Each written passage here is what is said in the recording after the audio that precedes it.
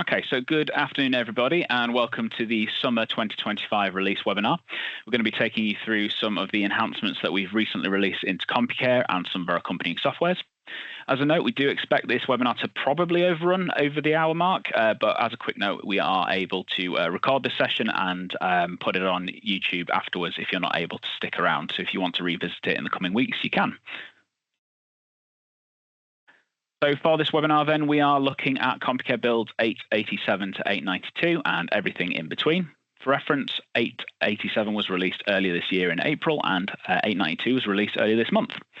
We'll be running through key enhancements for these builds, so we would recommend giving the release notes a quick read to discover more of the things that we've worked on beyond what we're covering today.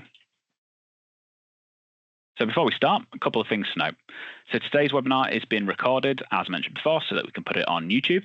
We have set everyone's camera and microphones to be switched off, and we'd ask that you keep these off as we go through today. But if you do have any questions as we go along, please feel free to use the live Q&A. It should be a little button at the top of your Teams window. If you have any questions, feel free to ask them in there, and we've got someone monitoring throughout the webinar to cover those questions.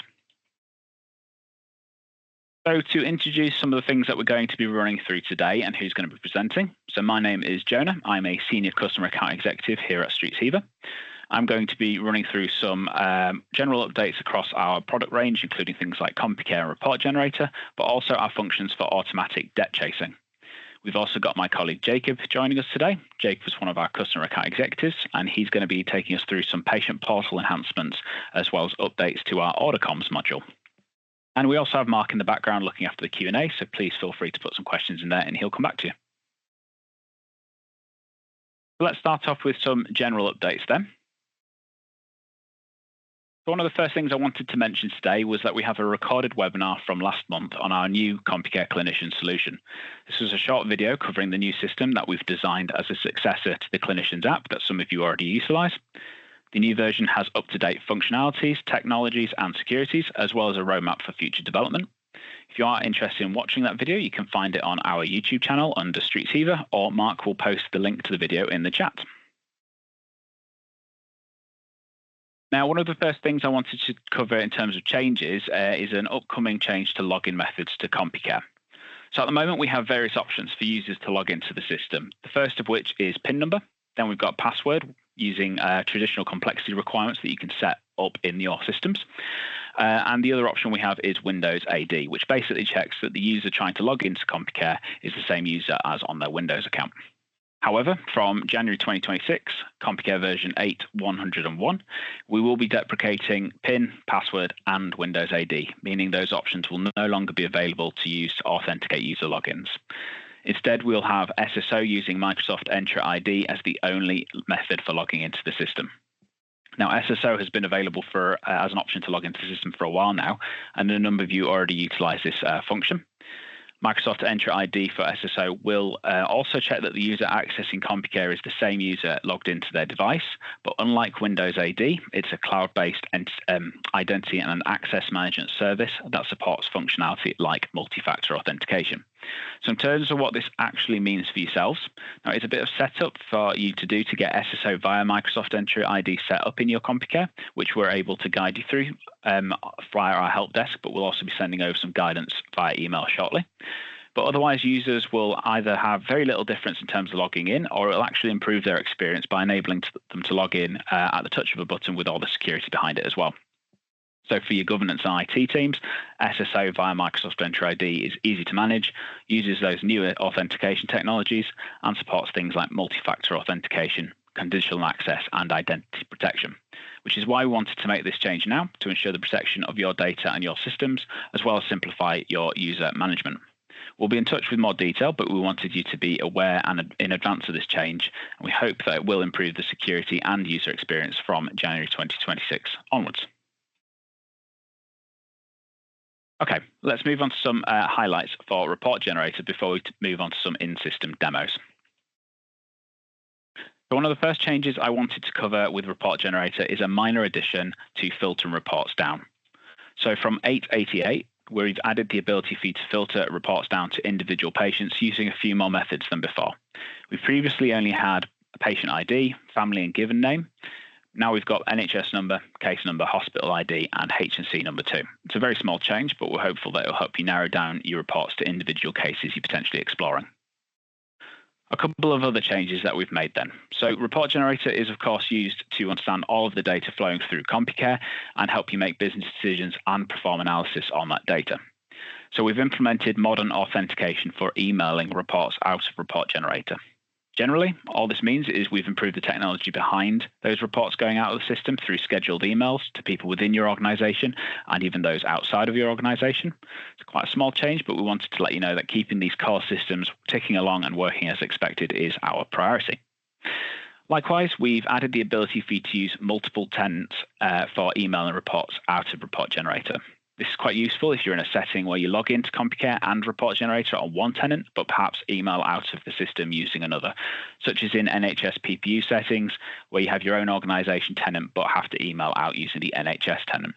These changes were made in the 889 and 891 releases, respectively. And finally, just a reminder that the older non-web version of Report Generator has been declared end of life with a deadline of the 31st of March 2026 to migrate across to the new web version. The new web version has been available since early 2024, and we stopped distributing the files for the older version in October 2024 with the release of 880. The new version, which we've been discussing today, has more modern technologies and security, and it's the only version we'll be supporting moving forward with help desk support to cease on the 31st of March 2026, meaning we'll be unable to assist with clients using the old version by then if the new one hasn't been ordered yet. If you would like to talk to us about moving forward, do feel free to reach out to us or leave a comment and we'll come back to you after the webinar. Okay, so that was all of the quick updates. We're now going to switch over to some live demonstrations of the enhancements and improvements that we've made to Compucare between 887 and 892. If you have any questions, please don't hesitate to use the Q&A. Okay, so I want to start off with a very small change next that will hopefully have a big impact on your clinicians using Compucare to review their patients. It's worth noting before I continue that the system I'm showing you today is one of our sales systems, so all the setup and data is fake effectively for the purposes of today's demonstration. So I'm going to nip over to our person area, and in here I've got Dr. Annandale open, one of our consultants, and I'm going to open the Clinicians View app. So the Clinicians View app has been designed to allow your consultants to use Compucare throughout a patient's consultation, and it's been built with their processes in mind. I've got 4 appointments on here, but the one I'm going to actually jump into and launch is this one at the bottom here. In the Clinician's View then, when a patient's appointment is loaded, I've got various things to do as a consultant. I've got a form for me to fill out with my patient, but I also have the opportunity on the right to do things like review recent results, review form results, look at the patient's allergies and medication history, etc. We also have in here at the very bottom of the window the patient's details and their patient banner. We have also in here the patient's timeline, which I can open using this button here. Now this opens as a side view initially, but I do have the option to put it in full screen mode. So what we've got in here in the timeline app is a summarized view of the patient's care, so highlights across all of their bookings, procedures, scans, forms, etc. We had feedback that this app was sometimes quite difficult to use and navigate in cases where you've got some history that with bulkier elements like some of our forms with lots of text on them. As your patients visit your hospitals more and more, their timeline will become busier and busier, and scrolling through this as a clinician prior to the appointment, before the patient enters the consultation room, can be quite tricky. So as you can see, I've got some forms with some various lengthy texts in here. So to help with this, we've added a new option under the settings menu at the top right here called Compact Mode. All this is going to do is it's going to collapse the form results and bulky text elements in here to be condensed so I can improve the readability as I'm going through here, trying to review my patient's history. And if I do want to go into any of the details, so for this full blood count, I can click See More and review the notes in here. Now this is working currently in our our full screen menu, but if I bring it back to side view, we also have the option to enable compact mode in here as well. And it is worth noting that this timeline app is available elsewhere in the system, and compact mode is available in there as well. This change is available from 887 onwards, and we're hopeful that it will help your consultants using Compucare. So moving on to our next change, this one is for our reception and bookings users. So we need to be in our check-in app in here. So our check-in app has been designed for our front of house users managing patients arriving for their appointments and their visits. In here, I have those same 4 patients that we've just seen today. And what we've done is we've added into this app a new column called confirmation status, which can be found, if it's not on your screens, through the 3-dot column chooser menu here.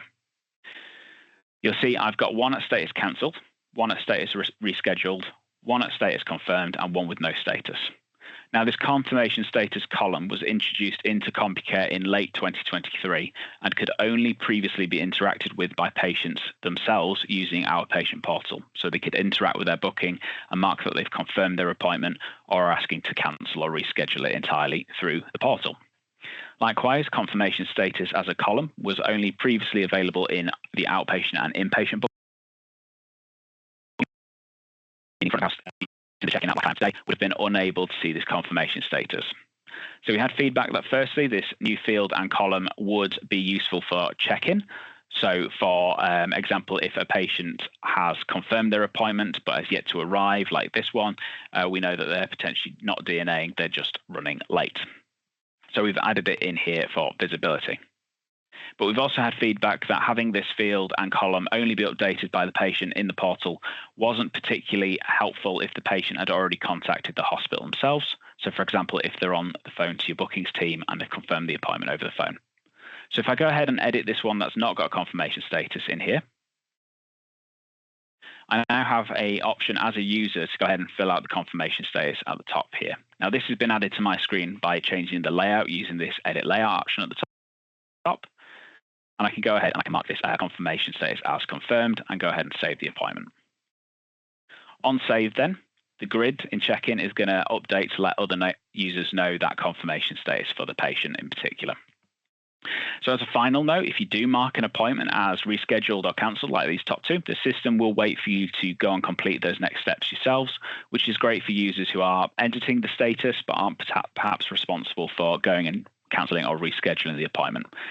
These changes will hopefully mean you can take advantage of this field more and in circumstances where the patient has interacted with you without using that portal, the patient portal, to mark the appointments themselves. These changes are available in 891. So sticking with our bookings process for a moment and sticking with ERS in particular. So for reference, ERS, the e-referral service, is an NHS digital platform for patients to be referred to service providers. In terms of Compucare, you can integrate Compucare directly with ERS to get NHS referrals from your local ICBs that have contracted with you straight into your Compucare system. One of the apps that we've got for you to use to manage ERS bookings is this app here, e-referral service not acknowledged, that some of you might be familiar with. So when referrals come down into Compucare from ERS, if there are any issues with them, they appear in here. So data quality issues with missing fields that you might need for your bookings to have in Compucare. So for example, these ones I've got here at the bottom of the list are all missing their referrer, meaning we don't have the referrer's GNC code, which might be needed for reporting and billing down the line. Now, Compucare already has some technology built into it to get around these particular examples by looking up the referrer and finding their GNC code for you. But you might be getting referrals from an organisation where no GNC code exists, such as a call centre, or perhaps ICBs running their own referrals and triaging, perhaps through something like a regional triage centre. You might also be getting referrals from pharmacies, prisons, or dentists, meaning the GNC code doesn't exist at all, so like the ones on screen. And previously you'd had to clear these off the list, but you wouldn't have actually had an option to clear these off the list because you'd never be able to get that GNC code. Now we've added the option at the very top of the screen here for ignore lookup, which will allow us to proceed. I do have the option on right-clicking these bookings as well, and I can also multi-select them, click ignore lookup. That's then going to clear them off the list. So that might be useful if I'm exploring individual cases through the ERS portal, or I could do them on batch. And once I've ignored the lookup, the appointment will go through to that diary for triage. This is available from version 888 onwards, and it will hopefully help you manage the referrals, your referrals and any issues you get with ERS. Okay, one more booking-related development before we look at some credit control changes in Compucare. The next one is for our clients performing day case or inpatient-based procedures, where the surgical booking is attached to an inpatient booking. So I'm going to go through to our surgical bookings app to show you this next change. In here, I've got a list of patients who are going through theatres right now or are about to go through them at various stages in here. Now, so some of these are already completed and this one's waiting to go ahead. You can see that they're currently waiting to go into theatres in a moment. If I go ahead and complete them from this screen to say that they've finished their theatre session, in the complete screen, I get the option to fill out various details for the surgery, including the planned and actual procedures that took place, the post-op notes, but the tab I'm more interested in today is our theatre tracking tab. So in here, I can fill out various times for key events that took place during the patient's theatre session, such as the time that they were sent for, the time they arrived in theatre, entered anaesthetic room. Now, if I try to complete this booking by filling out the surgery ended time, which is the only mandatory field in here, so I'll go ahead and I'll fill this out now. And I'll do the time right now at 12:17. On save, the system isn't going to be happy about this time in particular. And it's not going to be happy because at the very top of the screen, we've got the details for the inpatient admission or the day case admission. You can see right now it's marked as discharging for 12 o'clock. But the times I've put in is 11:55 to start and 12:17 to finish. So we've passed that time for discharge. Effectively, in our scenario, the patient's theatre session has overrun past that expected discharge time. So upon saving this record, the system's going to present to the users a validation problem and a warning. So the inpatient booking discharge time is no longer within range of the surgical booking. Basically, the system's saying, hang on, there's something wrong here. So beyond this scenario that we've, of course, set up for today, this can be quite a regular occurrence in theatres. Your theatre slots might have tight timeframes or be quick turnaround procedures like cataracts. So if procedures start to run longer than expected due to complications or maybe there's some delays, then the knock-on impact could be surgery times starting and, in this case, finishing after the expected end time, that expected discharge time. So the enhancement that we've introduced then is to have this option to resolve the inpatient discharge time to match. So currently our discharge time was 12 o'clock. If I click this option, it'll go ahead and change it to 12:17. The system has basically marked that discharge time to match the end of the theatre session. So on save now, the system's going to let us proceed with no issues.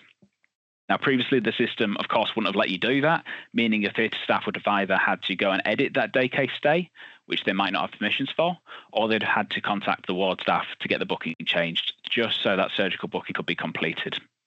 Now, I'm in surgical bookings doing this, but it's worth noting that you can complete this whole process through our live theatre tracking app for completing theatre sessions live in the theatre. So hopefully this new addition, that new option, will speed up your post-surgery processes and keep things running smoothly. As a final point on this enhancement, we've also added some security permissions to ensure that you can match the ability to use that option that I just showcased with the roles in your hospitals. So I'm going to go into our users and security app. And in here, I've got a security role from our theatre staff. If I go ahead and edit this and navigate down to the permissions for surgical and highlight the surgical bookings element, you can see we've got a new application function for can resolve inpatient booking discharge time when no longer in range of the surgical booking. And I've got that currently set to grant. This addition will again mean that you can ensure that you can grant the ability to use this permission to those staff members who need it. And generally, the enhancement will hopefully help in your day case processes. This enhancement in particular was built into version 8.87. Okay, so let's move on to some of the small changes we've made to debt collection in Compucare. Now, Compucare has been designed and created to manage credit control in your hospitals, but also debt collection. So these next two changes, which are both in Compucare from version 8.88 onwards, are designed to assist with those processes, particularly in regards to debt collection. Firstly, we've added the ability for patients to self-service debt payments through use of guest payment links in your debtor notifications so that patients can pay for the balances they owe through our patient portal without having to log in. And we've moved debtor notifications themselves into the automated rules area of Compucare to give you more granularity and flexibility in how those notifications are produced and sent. Debtor notifications, for reference, are the individual reminders for patients to pay debt that they owe through SMS and email, as opposed to your formal letters that are still produced in the Debtor Letter processing app. So to start off with, let's go ahead and look at some of the setup for the scenario we're going to run through today. So I'm going to start off by heading to our Purchases app. In here, I've got two purchases set up: self-pay shortfall, automatic chasing, and self-pay shortfall, manual chasing. Our top one, our automatic chasing purchaser, is going to use our automated rules to chase debt under this purchaser using SMS and emails, and our manual chasing purchaser is going to use our debtor letter schemes to send out formalized letters. Having a purchaser set up like this will initially allow you to chase the debt using SMS and emails before moving on to those letters. So let's take a look at our automated rule that we've set up for this purpose. So for reference, automated rules have been in Compucare for a couple of years now, and they've been designed to automate tasks that would usually be completed by users. So we've designed this part of the system to hook into various apps throughout Compucare, as well as other areas of our product range, such as the patient portal, and they also hook into processes and functions throughout the system too. Now, the change we're looking through today is a new rule that I've got set up here called automatic chasing self-pay shortfalls. If I edit this rule, this brand new rule uses a new rule type called debt collection, which uses a schedule trigger. Now, our trigger conditions further down on the screen are firstly a time, so the time when this rule will actually send out those notifications. It's worth noting that this is set to 7 p.m. currently, but this is held in Coordinated Universal Time, or UTC, meaning it's effectively about 6 p.m. in GMT in the UK. Now, it's worth having this set to be an evening time so that the rule can pick up all of your activity from earlier in the day. And also, patients are more likely to be at home at this time and are therefore more likely to be able to pay. And secondly, on our trigger conditions, we've got this days overdue field relating to the invoice in particular. Now, I've got mine set up as 0, 1, 7, 14, and 21, meaning that this rule will effectively fire out at 6 p.m. on the first day the invoice is due, the second day, the 8th day, and so on and so forth. And I've separated these out with commas. It's worth noting that the day an invoice actually becomes overdue in the system is set up in your ledger settings. So, for example, if you've got yours set to be 28 days like I do, then this will fire out on the 28th day and the 29th day, and so on and so forth. Moving down to our rule criteria then. So first off, we've got our site filter, if you want to narrow this rule down to a specific site you're operating at. And then we've got that purchaser, which I've got set to be one of the ones I showed you earlier, so self-pay shortfall automatic chasing. This is useful if you want to use different rules for different purchases and different templates, different days overdue, etc. Now, both of these filters can be set to be exclusive instead of inclusive if you wanted the rule to apply to everyone except a certain purchaser. I've got mine set to just be inclusive. And then we've got lower limit, which is used to ensure that you're not chasing for an amount where you wouldn't potentially chase the patient in this way. So I've got mine set to be £1. Let's set this to something a little bit more realistic, like £250 for our scenario. So as a recap then, this rule is looking at overdue debt on a patient's invoice, where the site is SH Lincoln and the purchaser responsible for paying is self-pay automatic chasing, and where the debt is greater than or equal to £250. Finally, we have the option to override if the patient still receives this notification, even if they've opted out of receiving SMS and emails from you. It is worth noting that the toggle on the patient record called Can Receive Debtor Letters must be toggled on for the patient to receive these notifications as well. Now, all of these fields have tooltips for you to hover over and get a little bit more information about what they're doing when you're setting these up. And finally, at the very bottom of the screen, we've got our individual template, which I'm going to show you in a moment. We've got the destination set to email and SMS, but I could change this just to email, just to SMS if needed, or the patient's preferred notification method. And we've also got it set to go out from a custom email address, in this case, sh.finance@streetsheaver.com, rather than the system default email that Compucare uses or a location email. So you do have some flexibility to change that in there. So on save then, that's effectively the first change. So that debtor notifications are now held in our automated rules app. And as a reminder, we've got this set up for our automatic chasing purchaser. Let's quickly go through the rest of the setup before we run our scenario. So I'm going to go and head over to our Debtor Letters app, our code table. In here, I've got 3 letters set up. I've got my first letter, my second letter, and my final letter. If I edit my first letter in particular, you'll see this one is set up to go out on 30 days overdue. So 30 days after the invoice initially becomes overdue, and we've got a similar lower limit set up in here. Our second letter, although I'm not going to show you it, might be set up for something like 45 days. And our final letter, before we hand them over to a debt chasing agency or collection agency, might be set up to go out at something like 60 days after the invoice is initially overdue. Now, the system will manage these letters being produced for you to then manually send them out in batches through our Debtor Letter processing app, which I'll show you at the very end of the scenario. But in the meantime, let's focus on automating those notifications prior to these initial 30 days and how you can manage that debt when it first becomes overdue. So finally, in terms of setup, I'm going to quickly open our Letter Designer app and show you how some of these templates look. So in here, under Debtor Letters, I've got those first three letters that I mentioned a moment ago. And in here as well, I've got my debtor notifications, the one linked to that automated rule. If I open this one in particular, you can see from the preview that they're all stylized in a similar way. In here, I've got it set up to use some of our branding colors, some of our logos and graphics. And I've got various things on here, like the insert for producing the patient's letter balance and also the balance that they owe generally for self-pay. And I've got at the very bottom a link for that guest app payment URL that the patient can use to log into the patient portal. Not even have to log into the portal to pay the amount that they owe. And finally, at the very top of the screen, we have the option to switch to an SMS template.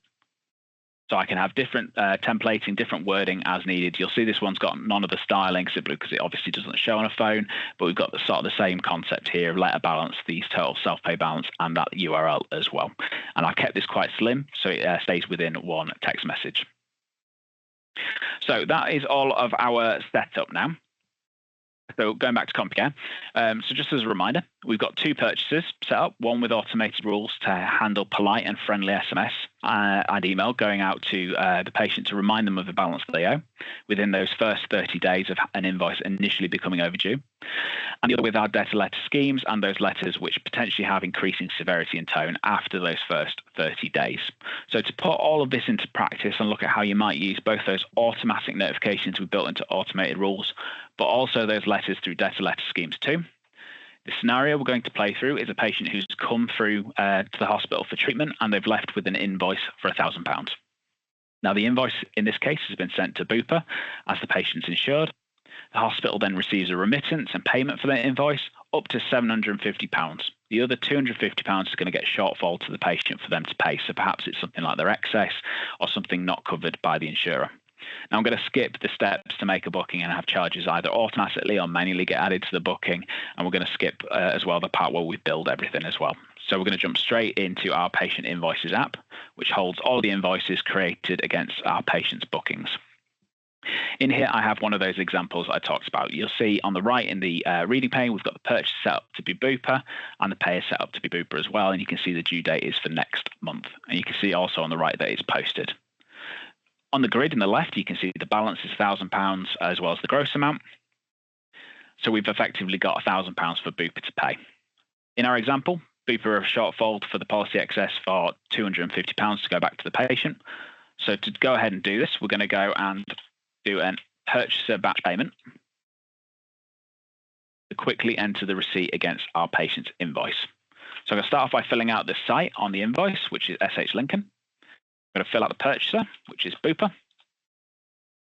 You'll see the payment method automatically defaults itself into bank transfer, and I can fill out the batch total to be £750. Now, normally this app would, of course, be used for an over-encompassing payment from an insurance company for multiple patient invoices, but for the sake of today, we're, of course, just focusing on one. I'll then click plus to go and find that individual transaction. Now, in here, I could use the transaction number given to me in the remittance by Bupa, but I do have the option to do searches for the patient's ID or name if known as well. I'll go ahead and find that invoice that I've just shown you. You can see we've got a preview of the patient and the balance. In here, I'll change the amount to be £750. I'll go ahead and click add. So in here, then I can change the balance again if I needed to, so I can adjust it to lower or higher. Obviously, that's going to be more useful if I've got multiple patients in here. But at the very bottom, you'll see we've got the batch total of £750 and the remaining at £0. And further up, we've got the shortfall to be £250 for that policy excess. I can then go ahead and save this off. Now, if we're happy with everything, I can go ahead and post the payment to the ledger. And as our scenario is a shortfall for a policy excess, what we want to do is we want to change payer on here as well. So this is still a Bupa invoice, but now the person to pay the remaining balance is the patient. So instead of setting the payer now to be our generic self-pay, what I want to do is use that automatic chasing purchaser to use those automated rules for automatic debt chasing. So I'll go ahead and select that one. You'll see the due date automatically selects itself to be today's date. And again, we get a summary of the shortfall here with a balance of £250. I'll go ahead and save that. Now, at this point, we could go ahead and print our shortfall letter if we wanted to send that out to the patient. But if we do nothing at this point, then the automated debt chasing will start sending out those debt collection notifications that I showed you earlier. So I can go ahead and just hit finish. Now, if I flip back to our patient Invoices app, you'll see the purchaser now is still Bupa, but the payer has changed itself to that self-pay shortfall option. And rather than for us to wait for that automatic rule to kick in later today at 6 p.m., I thought I'd just show you how that notification actually looks using an example that was set up in a similar circumstance. Now, this example was produced in the exact same scenario. You'll see that this template, we've got the letter not only pulling through the balance owed on that invoice, but also the total balance on the self-pay account. It says 1,800 on here, but it's going to be a little bit more now that we've done a bit of work today. And again, this is all templated in purple and using some of our graphics and marketing that we've got set up in our template, as opposed to just a plain text email. Now, this is something we've had the option to do for a while. So if you are interested, then please reach out to us and we can advise on how to set this up yourselves. Otherwise, Mark is going to put an article in the chat for some guidance. Otherwise, on this email, we also have that guest payment link that I mentioned earlier, which is a unique link just for this patient, and it won't expose any patient data when we click it, and it won't require me to log in either. If I go ahead and click on the link, you'll see, again, I've got a little bit more balance on here just because of the scenario we're playing through today. And that was an older email from because I obviously don't want to wait till 6 p.m. today for that to come through. But I've got the option to now pay for the balance owed on account, which would go through and load that PXP iframe for the patient to put in their card details securely. Now, it is worth noting that this process also works on SMS too. So I've got that same email as before, but using an SMS template. So same thing as before, it's got the balance, the total self-pay balance, and that link as well. Just made a little bit shorter for the purpose of keeping that SMS small. But otherwise, it's largely the same content. In any case, it's worth noting again that these templates can be customized according to your needs. And if you haven't seen the ability to make your letters look branded like this before, then please see that article that Mark's going to put in the chat. Otherwise, do reach out to us for help. So back to Compucare then. Now, we had our automated rules set up to fire at 0, 1, 7, 14, and 21 days overdue. So let's say we've given our patient plenty of chances to pay through our automated route. We now might want to start sending out formalized letters. So let's say we want these formal letters on the scheme that I showed earlier to start kicking in at 30 days overdue. So what I'm going to do is I'm going to go over to our patient aging app, which is going to let us manage and monitor outstanding debt across multiple periods. In here, I've already got it filtered to look at that automatic chasing purchaser, and I've got a patient from a previous scenario on here because obviously the one I've just shown today isn't going to appear in here. Now you can imagine how you'd use this app to start looking at debt from previous periods. I've got it set up to show me future debt, a period ago, 2 periods ago, etc. And the reading pane is giving me debt for this individual patient across multiple periods as well. Now I can drill into this example patient in here and start looking at the transactions that this debt relates to. Now in here, I might start drilling into the transactions further. I might start viewing the notes and the correspondence because perhaps there's something in here about this case, such as a note not to chase them and that they're paying for something else. I've got a lot of other invoices on here to explore. But what we could do in here, if we wanted to, is we could start changing these transactions and changing the pair to be our self-pay manual chasing option, which is then going to start linking in to those debtor letter schemes that I showed you earlier. So to just give you some completeness in this scenario, I'm going to switch over to our debtor letter processing app, as that's how the patient's now in theory getting managed in this example. So here this is that same patient. On here, I might start drilling into their record, calling them, emailing them, but otherwise in here I can start producing those letters, again using some of that branding and templating that I showed you earlier. I just make that a little bit bigger so you can quickly see it. So a little bit more sterner text and wording in here and more ways for them to pay, but you could do things like that guest payment link in here as well. That's pretty much everything I wanted to cover on debt collection before we return to our slides for a couple of smaller users stories. So everything I've shown you in this workflow is available in 888 onwards. So to summarize, based on everything I've shown, as soon as the debt is flipped over to being the patient liable or owed, such as in cases where there's been a shortfall by the insurer, we can now automatically chase the debt without your staff having to do anything. This includes SMS and emails, and we can make those emails look professional and branded to your hospital too. And assuming most patients are honest and take that opportunity to pay at their convenience, perhaps using that link I showed to get to the portal without even having to log in, or perhaps phoning in to sort it out, then all of this setup will hopefully be fully automated for you for those 90% of patients potentially who will pay this way, saving you time, paper, and energy. And if they're still outstanding after 2 or 3 periods or whatever it needs to be, then we can start manually chasing them more sternly through those letters after we've identified them through Compucare's aging functionality. So the example I've run through today was, of course, a setup specifically for this scenario, but it's worth noting again that you can have multiple automated rules, schemes, and letters set up for you to match your needs and the scenarios that you face in your hospitals. In any case, Compucare is there to support you in automating debt collection as much as possible, whilst giving the patients more ways to pay at their convenience, hopefully driving some efficiency through these changes. Now, before I hand you over to Jacob, I just wanted to cover a couple of smaller changes through some slides. A couple of final developments then that I'm unable to showcase in our system, but we definitely wanted to mention to yourselves. So the first one is we've got we've improved the multi-part scan contract rule to include a line for one-part scan charge items, which is available in 892.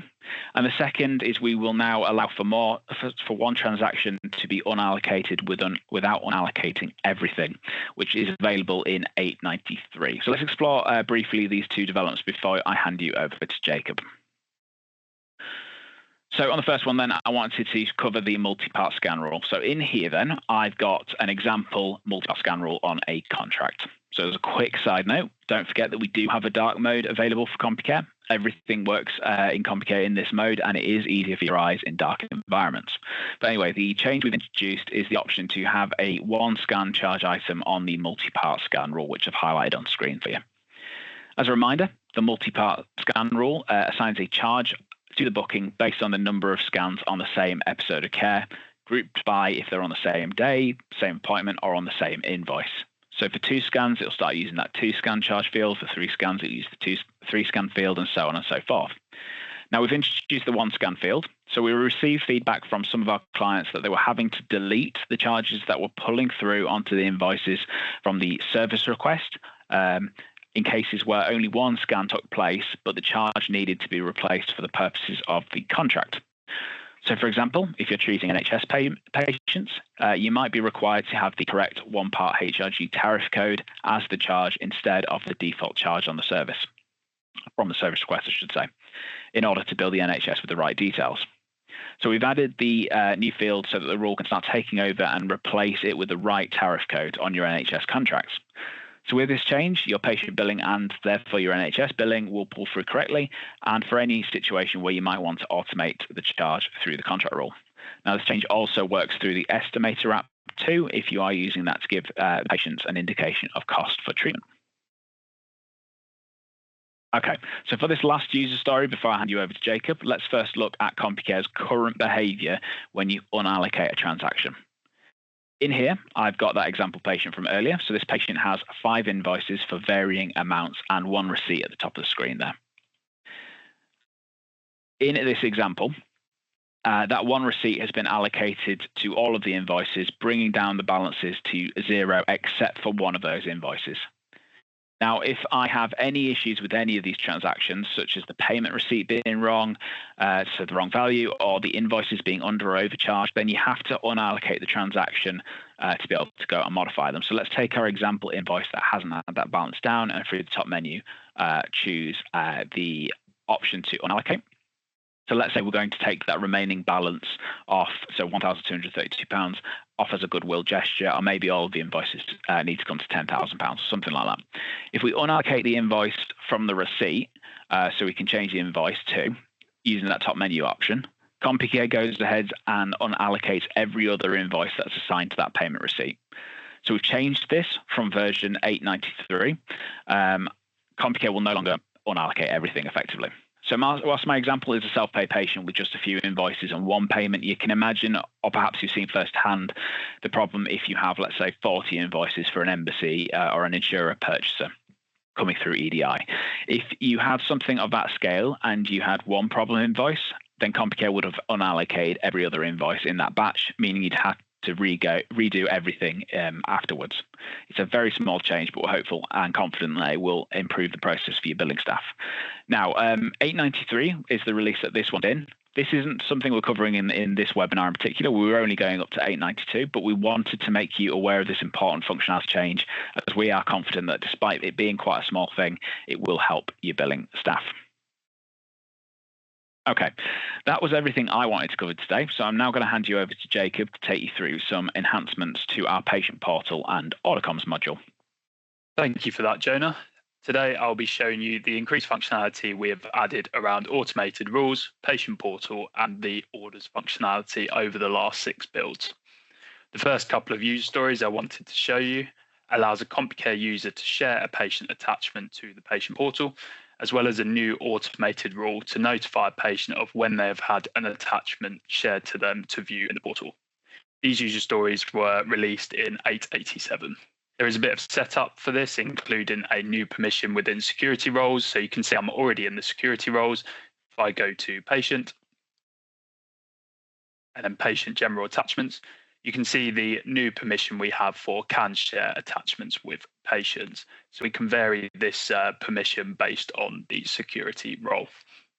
As well as this, we do have a new setting. So if I go back to my home page and then patient portal settings, I'll open up correspondence, and you can see we have this new toggle for show attachments in patient portal. So if it doesn't suit your workflow, of course you can set this to no, but we'd expect that you would be sharing these attachments in the patient portal.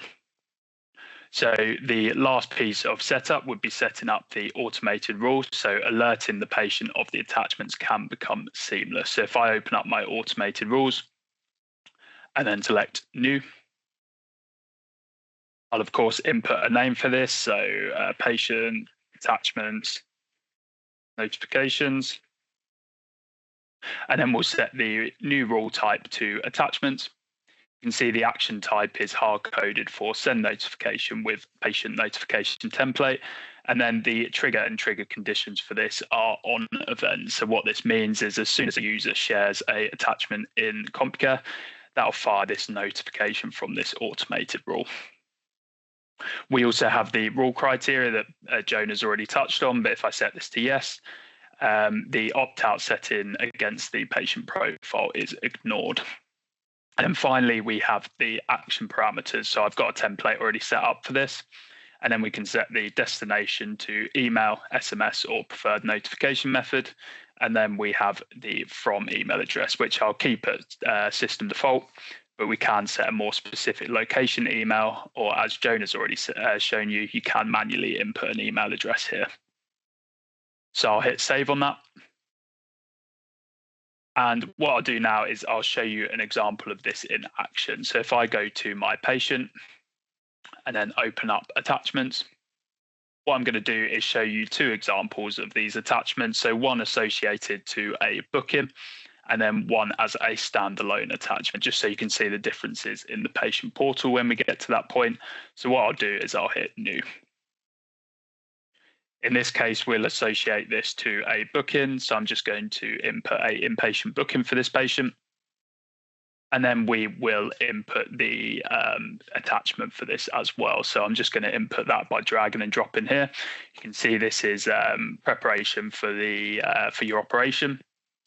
We have the usual options here for making the attachment clinical, and then the new option for auto share with patients. So when this is toggled to yes, when we save this, what that'll do is send the patient a notification instantly, and then of course fire this attachment you see on this right-hand side straight to the patient portal. We can also give the attachment a patient-friendly description as well. So I'm just going to do that now. And this is what will show in the patient portal. I'll show you that in a moment, but I'll just hit save for now. And then I'll add my second attachment. So this will be a standalone attachment. So I'll leave the episode of care and booking blank, but I'll just add a welcome pack in here. Again, we'll auto share this with the patient, and then we'll leave this patient-friendly description as blank for now, because I can show you on the other example. So I'll hit save. It's worth noting that we can revert these attachments being shared by just selecting this unshare button at the top of the screen you see here. So before having a look at the patient portal and these attachments, I just wanted to show you the notification that may pull through. So if I go to my emails, you can see here we have a notification come through via email, just saying we've got an attachment shared by the hospital. And to view the attachment, we just need to open the patient portal and either log in and sign up. And then from our merge inserts, we do have this link that takes us straight through to the login page. So I'll go ahead and open that now. And then I'll select log in, sign in. So let's have a look at first the attachment associated to a booking. So you can see we have our inpatient booking that I've just associated it to. If I just open this up, you can see in the messages and attachments, we do have our attachment here with our patient-friendly name, and we can simply view this when we see fit. This just makes it very clear that this specific attachment is based on this booking that you see here for the patient. As well as this, we have our standalone attachments. If I go to messages and then our new option for attachments, you can see as well as the attachment associated to the booking, we have the standalone attachment. So it's quite simple to see which what message type this is, as we do have the paperclip attachment here. So if I just view this, and we can just view this at our leisure.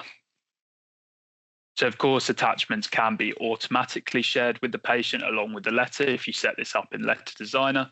But this new feature allows more ad hoc attachments to be electronically shared with the patient when a user sees fit. Other use cases for this would be if a hospital's patients fill out a reg form with clipboard and pen. The hospital can scan the document to attachments in Compucare and then share with the patient. And if a patient has an inpatient booking and requests a copy of the charge sheet that is traditionally filled out with paper and pen, this can also be shared via scanning into Compucare and onwards to the patient portal, allowing more documentation to be shared with the patient. So if I go back to Compucare on my home screen, the next user story I'm going to share with you is around making orders available to the patient in a patient portal. It's worth noting that the new orders module in Patient Portal is only available for clients that are hosted in StreetEva's Azure environment for Compucare and has been released in 891. So I'm going to show you how we can share patient orders to the Patient Portal, which of course does require some setup. Before getting into the setup, we are aware that there are some orders that wouldn't be appropriate to share with the patient or would need further input from a clinician, for example. So we have categorized orders into 4 distinct sensitivities. We have high sensitive orders that can only be shared by clinicians, moderate sensitivity, which can be shared with the patient, but will have a send delay specified in the order sharing profile to allow, for example, a clinician to contact the patient prior to sharing the order results. If, for example, we had a send delay of 7 days and the clinician contacts the patient on day 2, we can manually send these results sooner than the 7-day buffer to prevent any further delay for the patient.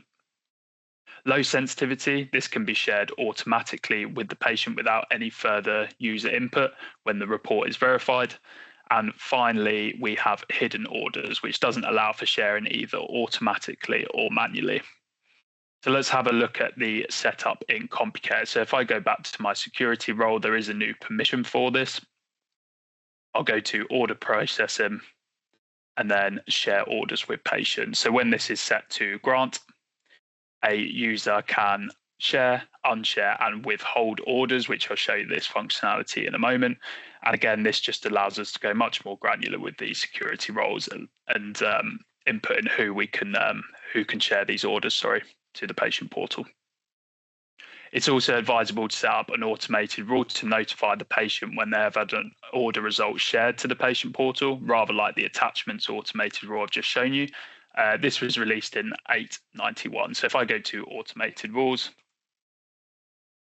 And I'll open up a automated rule that I already have for order shared notification, Lincoln.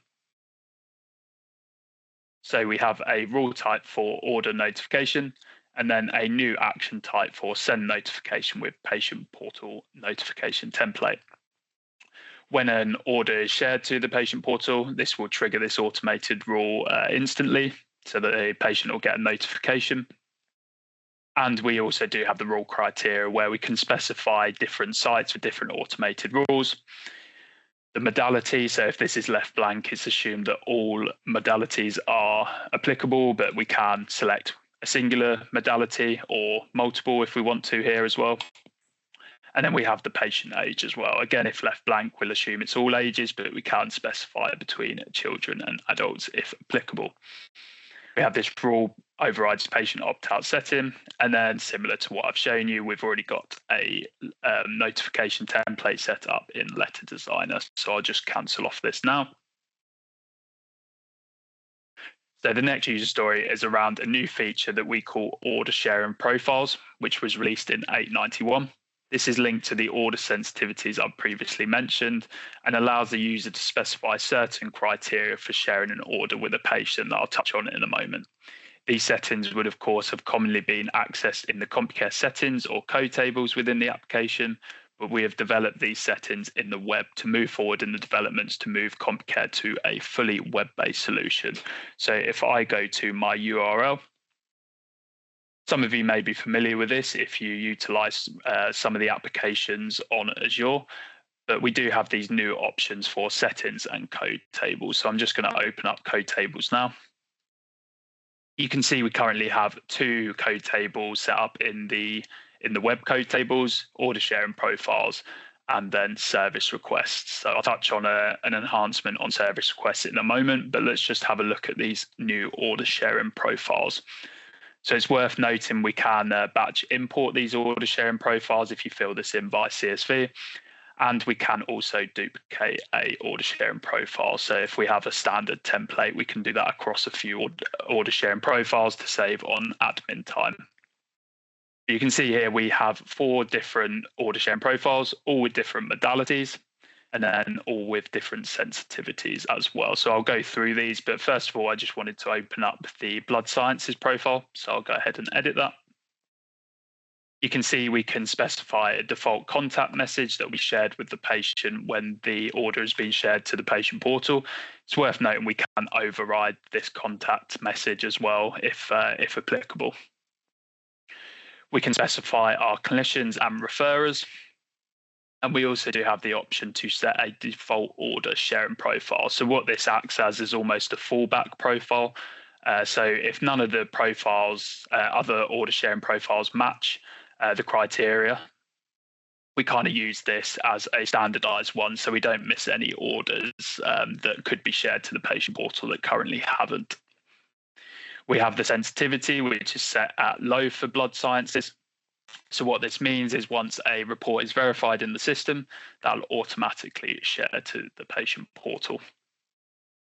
We also have what we want to share with the patient. So in this case, blood sciences, for example, a full blood count, you might decide that you want to share the report and results to the patient so they can have a look at their hemoglobin levels, that sort of thing. I'll show you that in a moment in the patient portal, but we can just decide to set results only, reports only, or a contact message. So if it's something you don't want to necessarily share to the patient portal, you can set a contact message where the patient can call the hospital in regards to their results, that sort of thing. And then rather like automated rules, we have this rule criteria. So of course, this is specified as the modality blood sciences in this case. We've left the service request blank. So what this means is all service requests are applicable under this modality you see here. But if there was a specific service request that had a higher sensitivity, for example, you may exclude it from this rule, this profile, and then create another order sharing profile with a higher sensitivity that you see up here. And then finally, we have the tags. So this is related to the order tags in Compucare. So if, for example, I inputted low sensitivity as the tag, This order sharing profile would only be applicable if the low sensitivity tag had been used against the order in Compucare. I'll leave that blank for now and discard changes. So just to go through some of these other profiles. So we have the oncology profile. You see the sensitivity is blank, and what this means is this is hidden. So this can't be shared either manually or automatically to the patient portal. We have the ultrasound profile that's sensitive. If you remember, this is around a clinician only sharing this type of order. And obviously you'd need the correct permissions in Compucare to share this. We have the moderate sensitivity. So if you remember, this has an automatic send delay of 7 days, allowing the clinician to contact prior to this 7 days. But if I just open this up, you can see we've set this to moderate, and we get this option for share automatically. So we've set this to 7 days, allowing 7 days for the clinician to contact the patient. But of course, this will automatically send after this period. So before touching on these order sharing profiles in Compucare, I just wanted to touch on a quick enhancement around service requests. So we have the ability in here to create a patient-friendly name. So if I just pick one of these service requests, you can see we have the option for patient-friendly name. And this is what will show in the patient portal if this service request you see here is used.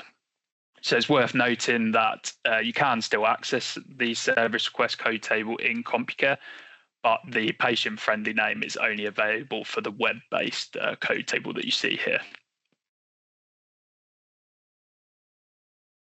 So that was pretty much all of the setup required. So now let's have a look at some examples of how we can share these orders to the patient portal. So the next user story is around pulling all of this functionality for orders that I've shown you together to make orders shareable through the API from Compucare to the patient portal. This functionality was released in 891. So if I head back to Compucare and then I'll open up the orders for my patient, you can see here we have 4 different orders for this specific patient with different modality types and therefore different order sharing profiles. So I just wanted to show you all 4 of these and just show you how the different sensitivities sort of behave in different actions on this screen. So you can see they're all awaiting reporting. So what I'm going to do is start with the oncology modality type order. And if you remember, this is completely hidden from sharing to the patient portal. So what I'll do is I'll add external report and add my report here. Of course, this would be an automatic process if you're pulling this through from your external systems, but for demonstration purposes, I'll just manually input this. And you can see here we have the option to share with patient. So if I go ahead and select share with patient, we can input some patient-friendly notes that will display on the patient portal, but for now I'll select share.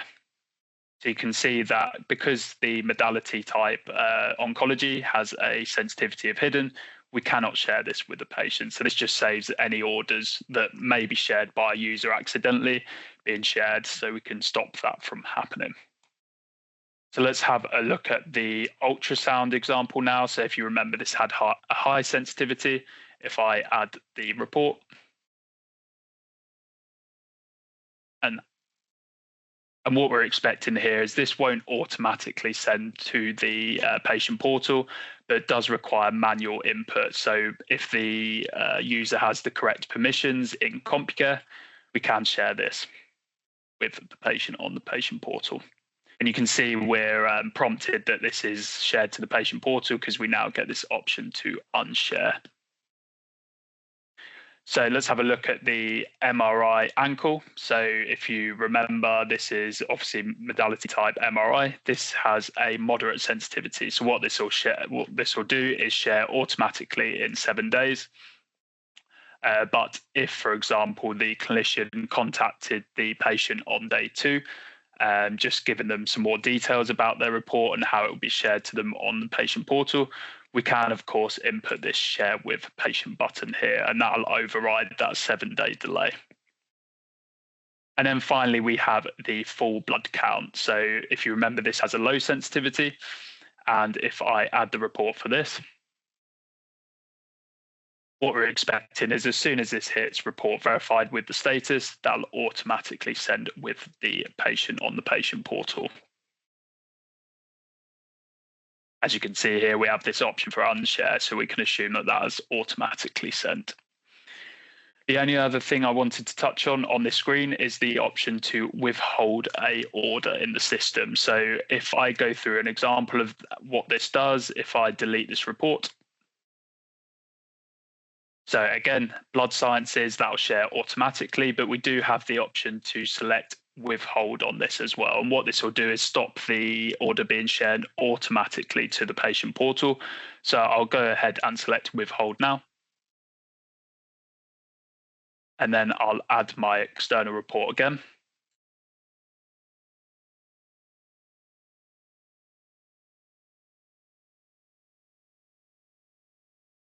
And you can see we now get the option to share with the patient. So we're assuming that automation hasn't happened because we've withheld the order, but we can, of course, manually override this by just selecting share. So I realise I've just gone through a lot of setup in Compucare, but now let's have a look at how this all comes together in the patient portal with our next enhancement, adding the orders functionality to the patient portal. This functionality was added in 891, and I just wanted to reiterate that this functionality is only available for clients utilising Compucare on Azure and requires additional commercial input to acquire the new module. So if I head to my patient portal and log in,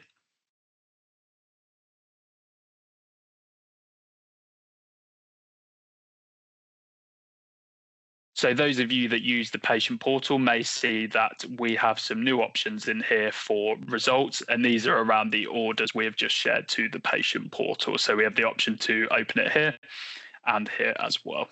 We also get a handy prompt as a patient that we do have results that we need to view here as well. So if I just open this up, you can see we have tabs at the top of the screen for varying different statuses. So I'll just go through these one by one. So upcoming, this is for any order that has been requested or scheduled that hasn't had any sort of report attached yet. And you can see we get the handy prompt with the current status just to give that patient the peace of mind on where the results and report are at. We have processing, which is awaiting the report and awaiting clinicians review. As you can see here, we have the option, we have the status, for processing. We have unread, so these are the orders that have been shared to the patient portal but have currently not been viewed by the patient. And then finally, we have the read results. So these are the ones that have been shared with the patient and have been viewed using this button here. So I'll just show you what this may look like for an MRI ankle right. If you remember from our order sharing profile, this just shows the report. So we don't have any results here, but you can see the patient can view these this report as and when they see fit. And then if I go to read and select view on this full blood count, you can see we get a detailed breakdown of all of the results from the order. It's worth noting that any abnormal results will be shown in red. So you can see with our hemoglobin level, this is abnormal. We do have a different view as well. We have this sort of line where the patient can see where they are, whether they're at the lower or higher end or median. And then as on this order sharing profile, we're sharing the report and results. If I scroll down, you can see we can just see this report here as well. So we believe that all of this functionality built into the orders for the patient portal will reduce admin time for sharing results and patients calling the hospital regarding their results, with statuses shown in the patient portal to ease the patient's mind. We also feel it will increase patient satisfaction, with the results being received far quicker through automation and streamlining of operations. Thank you very much for listening, and I'll now hand you back over to Jonah, who is going to finish off with some slides. Thank you very much, Jacob. So that brings us to the end of all of our live demos for the new functionality that we've released between versions 887 and 892. We hope that you found the demos useful. So let's wrap up with some of the other ways you can keep up to date with Compucare. As a quick note, our marketing team are going to put a quick survey into the chat if you would like to give us any feedback as well. Now, again, we haven't covered everything today. We've only shown you the major highlights. If you do want to learn more about what we've been working on between 887 and 892, or in the previous quarter's releases, then we would recommend keeping an eye on the release notes website. You can even watch some of the release videos for some of the user stories on there as well.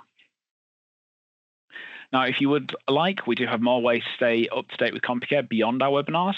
We do have our YouTube channel, which you can subscribe to for any of the new videos that come out there. There is a lot of other resources on there around enhancements, new features, things like our patient portal, and of course, all of our previous webinars. We also have our LinkedIn and our blogs on our website, which we regularly post on there for you to keep up to date with. If you do have any more questions from today that we haven't answered, or if you think of anything afterwards, then please do feel free to keep in touch with us and reach out to us. Our details are at the bottom of the screen there, and we'll come back to you. Otherwise, that effectively brings us to the end of this webinar. Thank you very much for attending, and we look forward to seeing you at the next one. But please do keep in touch if there's anything we can help with. Thank you very much, and we'll see you at the next one.